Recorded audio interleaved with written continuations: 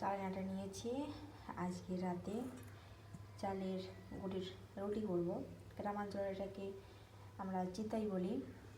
তো এর মধ্যে লবণ দিব, এবার অল্প অল্প জল দিয়ে এটাকে একটা পাতলা একটা ব্যাটার তৈরি করে নেব।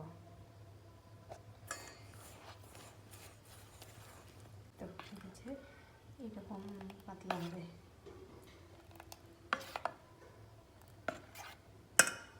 এই যে এরকম একটা মাটির তাওয়া নিয়েছি, বাজারে এরকম পাওয়া যায়, হ্যান্ডেল আছে। এটা পুরোটা মাটির। এই সেমাইটার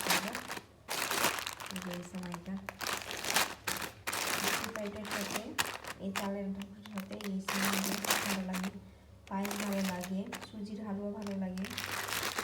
তো আজকে আমি এটাই করবো। এটা ভালো মতন গরম হয়ে গেছে। এবার এরকম একটা বাটি সাহায্যে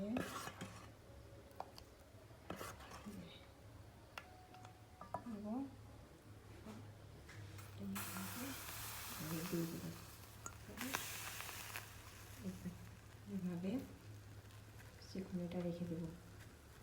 চিকন এই যে এইভাবে উঠিয়ে নিব।